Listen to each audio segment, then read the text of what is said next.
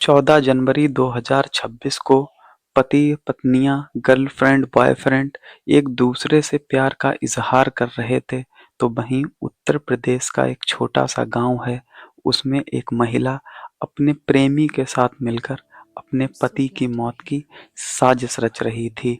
नींद की गोलियां, हथौड़े का वार और फिर पति की मिली खेतों में लाश। आखिर 24 घंटे के अंदर पुलिस ने कैसे सुलझा दी इस खतरनाक केस की गुत्थी, जानते हैं आज की इस कहानी में। आदाब, नमस्कार, मैं नाजिम सिद्दीकी। ये कहानी है उत्तर प्रदेश का एक जिला है मुजफ्फरनगर, उसके अंतर्गत एक गांव आता है। 15 फरवरी की सुबह सुबह जब गांव के कुछ लोग खेतों की तरफ जाते हैं, तो उन्हें खेतों में एक लाश मिलती है। लाश की हालत काफी बिगड़ी हुई थी, जिसे देखकर लग रहा था कि इस लाश का किसी ने पहले तो बड़ी ही बेरहमी से कत्ल किया है, उसके बाद चेहरा मिटाने की पुरजोर कोशिश की गई है। अब एक-एक करके गाँव के जब कई लोग इकट्ठे हो जाते हैं, तो एक समझदार व्यक्ति पुलिस को सूचित कर देता है। अब मौके पर पुलिस आ जाती है। जब पुलिस आती है, तो पुलिस वाले गाँव वाले से पूछते हैं, ये लाश किसकी है? क्या गाँव के किसी व्यक्ति की है? तो लोग कहते हैं, ये लाश गाँव के ही संदीप की है। अब संदीप के घर वालों को सूचना दी जाती है, तो मानो उसके घर पर दुखों का पहाड़ टूट पड़ता है। उसके माँ-बाप और उसकी पत्नी का तो मानो रो-रो के बुरा हाल हो रहा था। पुलिस वालों ने लाश को पोस्टमार्टम के लिए भेज दिया। इधर पुलिस वालों के ऊपर दबाव बनने लगा कि केस को जल्द से जल्द सॉल्व करो, ताकि पता लग सके कि गांव के एक निर्दोष से लड़के की किसी ने बड़ी ही बेरहमी के साथ हत्या कर दी है। अब पुलिस वाले पोस्टमार्टम के लिए जब बॉडी को भेज देते हैं, तो अब बयान लेने लगते हैं गांव वालों के, घर वालों के। तो पुलिस वालों को कहीं पे कोई शक नहीं होता है।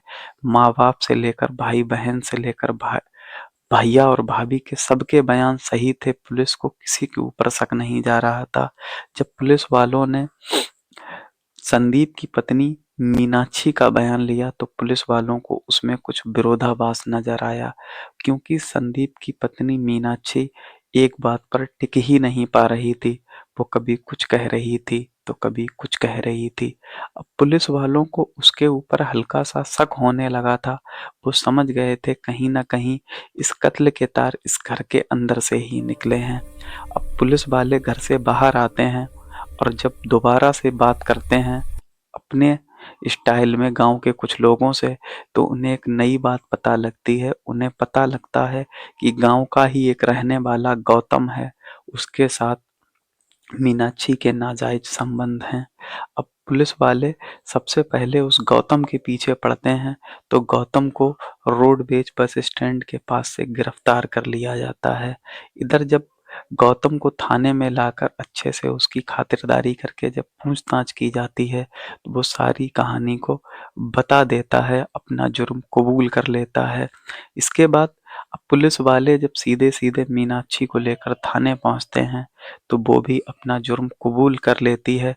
अब पुलिस वाले जब उनसे पूछते हैं कि आखिर तुमने ऐसा क्यों किया और अपने पति को क्यों मारा, तो दोनों एक कहानी बताते हैं। कहानी दरअसल ये होती है कि गाँव का ही रहने वाला गौतम, जो मीनाक्षी को बहुत अच्छा लगने लगा था, दोनों एक दूसरे को देखते रहते थे। एक दिन दोनों ने मौका पाकर अपनी मोहब्बत का इजहार कर दिया। अब दोनों को तलाश रहती थी ऐसे पलों की, जब वो अपनी तन्हाई को मिटा सकें, अपने दिल की बातें कह सकें। लेकिन ये सिलसिला कभी कभी चल पाता था, क्योंकि घर में संदीप भी होता था। अब दोनों को ये लगने लगा था कि उनके रास्ते का सबसे बड़ा अगर कोई कांटा है, तो वो है संदीप।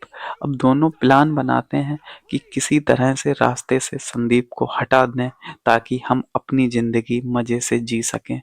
इसके लिए बाकायदा एक दिन तय किया जाता है, 14 फरवरी का, जब पत्नी मीनाक्षी अपने प्रेमी गौतम को पहले से ही घर में बुला लेती है।